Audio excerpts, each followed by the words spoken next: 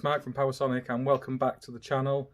I hope you find this video interesting. I'm just going to run through a 24-hour day in the life, if you like, and I'm starting out, it's actually 7:25 on Monday evening, and we're just getting ready to record Monday Club with Nick Bundy, Amy the Spark from Instagram, and Fat Sam, aka Sam from EGTE.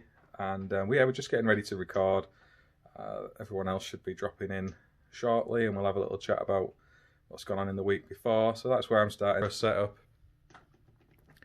You can see here I'm making full use of the safe isolation kit kindly donated by TIS for giveaways. So that's propping my laptop up so it's sort of in line with where the webcam is, and we've got the microphone there, a nice cup of tea, van keys and headphones, a couple of books I was reading, and this is going to feature in this week's episode because I want to talk about the competition that I'm running for Apprentice 1-to-1.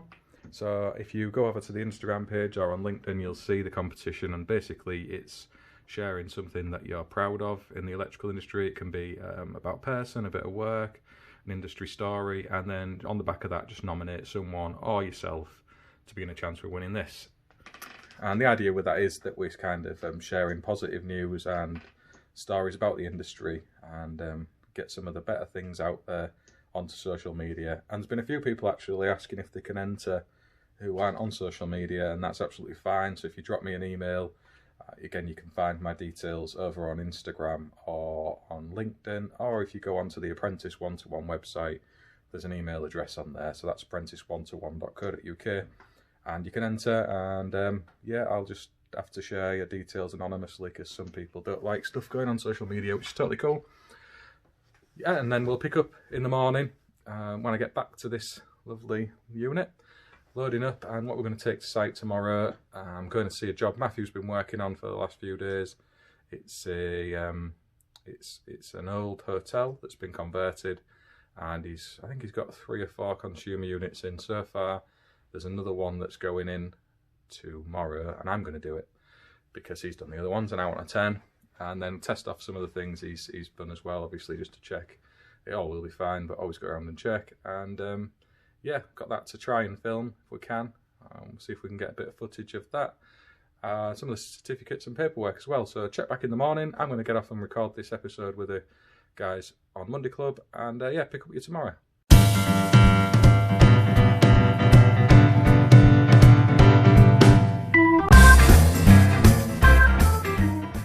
But yeah, I'm going to follow this video up with some other installation work we've got going on because I haven't really been able to show anything going on.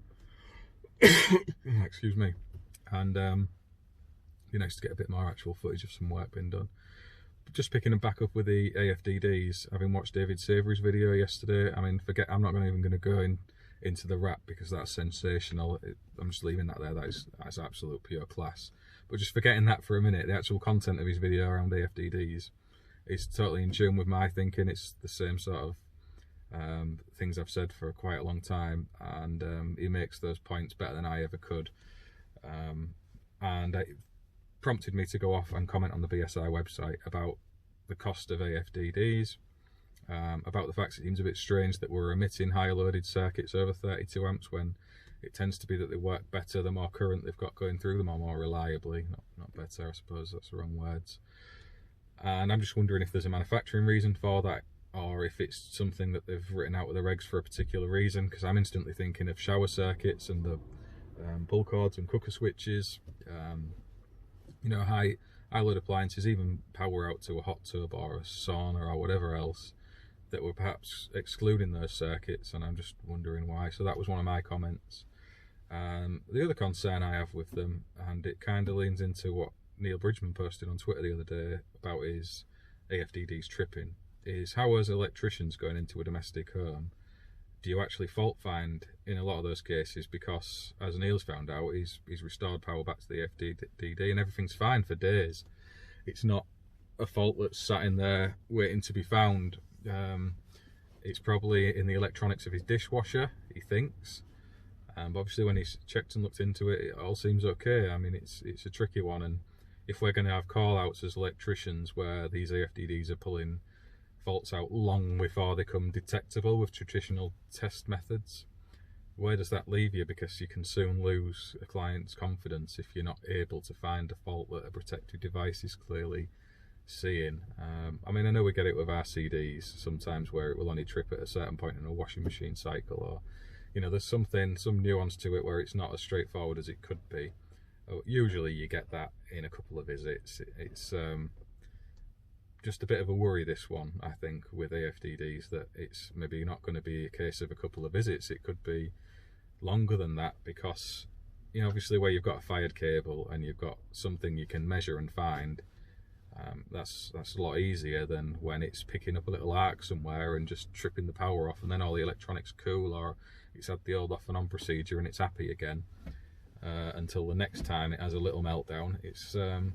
It's not easy. It could be something, for example, in an alarm panel, or, I mean, if you've got a large ring final circuit, I mean, obviously you can unplug things like you would do with an RCD, but if the fault's already cleared in itself, it's just a small side note to it all, really. And again, speaking of them from a technical point of view, obviously at a lower voltage like they have in America, they will have a higher current flow. That's just the nature of Ohm's law, and it's easier for AFDDs to work on more circuits with that kind of setup.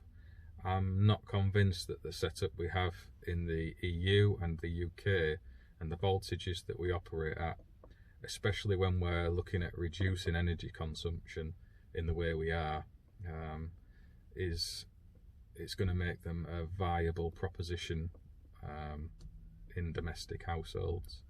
I'm yet to be convinced. I mean, while they can protect people, prevent danger, are they doing that in a level way and above what RCDs would do anyway? I mean, obviously if they're going to stop house fires and save lives, then we've got to get them installed. But there's the old caveat to that, that while they cost 150, 200 quid a device, how many people are you going to even exclude from having RCDs, because we're mandating that if they're having a board upgraded, they need AFDDs in there.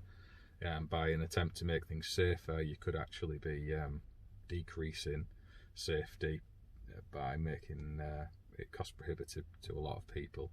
We need to be realistic with the general population in this country and the levels of poverty that are out there, that for a lot of people, spending a couple of grand on a fuse box consumer unit just isn't an option, and that's the reality of it. So yeah, there's lots of different considerations, and having watched David's video, I went over and popped some comments along those lines into there. I've commented on a few of the other regs already, but I'd kind of not bothered with the AFDD because other people have been in there already and said similar things. But I thought, you know, if we've got a point to make, we should all go and make it, and if enough of us do it, perhaps it'll have some sort of influence, and there'll be a bit more thought and discussion into it. Yeah, that was just my 2 pence on AFDDs while we were sat here chatting. I mean, I'm all for increasing safety by using technology, but I think there's other factors in AFDDs that make it less straightforward than it first seems. I mean, if they were the same price, for example, as RCBOs, it's a no-brainer straight away, because there's no reason from a cost point of view why it would be prohibitive to anybody. You'd then just be left with a dilemma of fault finding when they're picking up every little arc and fart in a system. But having watched David's video again yesterday, and you need quite a considerable arc and quite a load through it to make it operate, perhaps it's not going to be as common as I'm concerned it could be. And then you hear Neil's story with his dishwasher, and you just wonder, you know, how we're going to be pulling people's houses to bits, trying to find stuff for weeks and weeks and weeks, and just looking like a bit of a tool to your customers. So yeah, there was that one. And like I say, I'll try and drop a bit of install work after this on another job we've got going on. It might just be a short little 2 or 3 minute video, because I've kind of rambled on about AFDDs instead, just for the hell of it. So yeah, catch you in a bit. Welcome back to the channel. It's Mark from Powersonic, and just carrying on from the video the other day where we were supposed to be doing a day in the lifestyle recording that didn't quite pan out because we couldn't film in the property we wanted to film within, and so sadly we didn't do exactly what we wanted, but we're going to follow up with some installation work from another day. So this was later on that week, on the Thursday. It's a consumer unit change for a landlord who we do a lot of work for across East Yorkshire, and yeah, little board to change over. There's a garage extension going on and a garage conversion later on, so we've allowed plenty of capacity for that as well. And we haven't really gone to town with trunking and containment in the garage itself for the gas bond, because it's not worth it in the short term. Literally the building work's due to start any day now, and that's one of the primary reasons of getting the board done. There was a few concerns over the safety of the board that was in, because the fuse, cartridge fuse holders had broken, as is often the case on those MEM boards, and they wanted to make sure it was absolutely safe for other people working in and around the garage. So that's why that's gone up. And yeah, there's a bit of a time lapse goes on in the video. My phone battery died, as I explain, and yeah, I'll just cut straight to it now, because I've waffled on already long enough about the AFDDs before now. So stick with it and see what you think, and yeah, thanks for watching.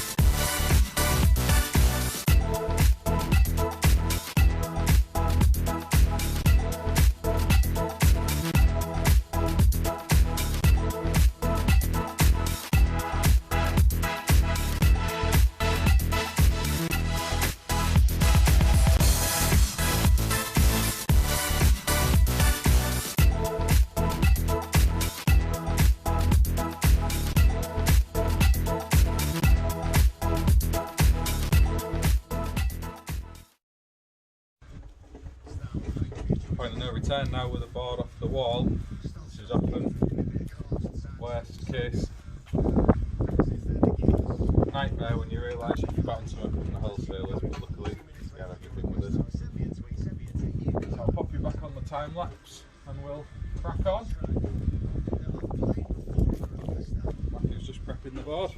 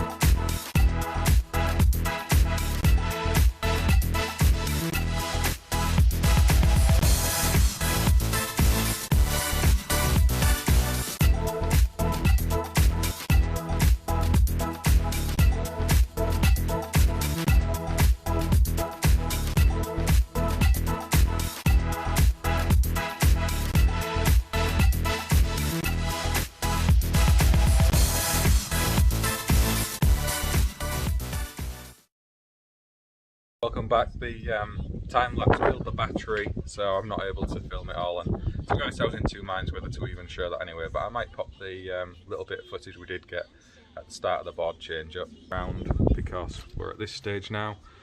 I've just bridged out all the line and CPCs, so Matthew's popped inside to get the R1, R2s off all the circuits, and IR tested the board already, so I mean we know that's all sound, and then we can look to get these dressed away nicely and then get some power on if all our test results are coming back fine, and run through the live tests.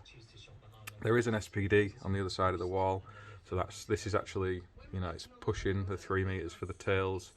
So we popped the SPD in with the meter and covered the other side of this wall. So that's done round there.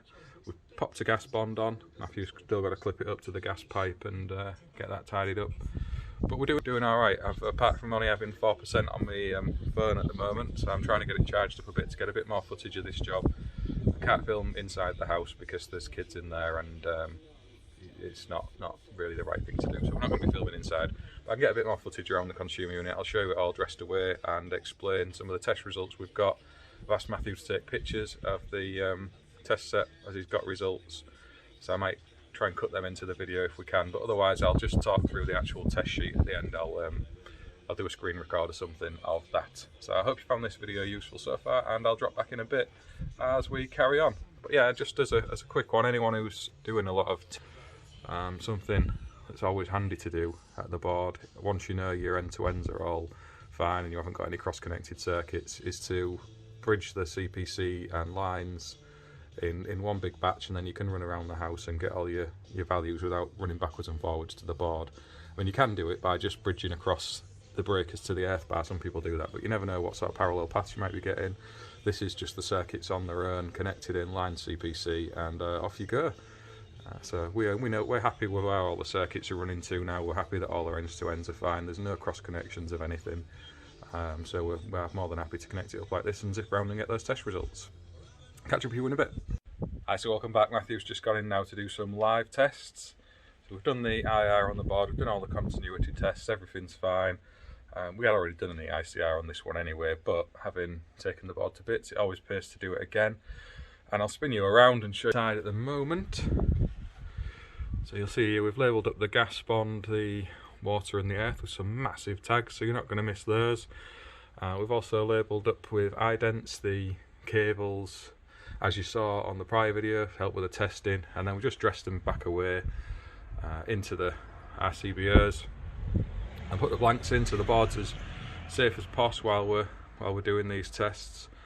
Obviously I'm stood right in front of this now, and while it's energised we are doing live tests, so that's perfectly safe, and it's part of the process of doing an installation that you do have to do live testing.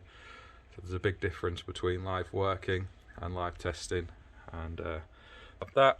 So yeah, I wanted to quickly talk about that one for you. We've had some reasonable readings for the R1, R2s on the circuits. For example, sockets reading quite low for the ground floor, and you would expect the lighting circuit R1, R2 is higher upstairs than downstairs, and that's the case here. It's only 1 mil cable. We're measuring just over 1 ohms at the furthest point upstairs, and downstairs it was 0.65, I think, from memory. But we'll fill a test sheet in, and I'll try and do a screen record and a little chat through if I can figure out how to do it, to explain some of the results we've got. This is quite a simple board. We've just got a cooker circuit, a couple of socket rings, and a couple of lighting radials.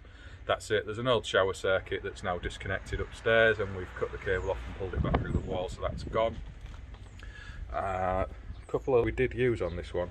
These breeze blocks are virtually impossible to get a nailed fixing in, so we've used these little bad boys. I'll pop them on the table, you can have a little look, and if you've used them before, but they're like it's for fixing nails into a wall, so you can drill 5.5 mil hole, pop those in, and then you can get a nailed fixing.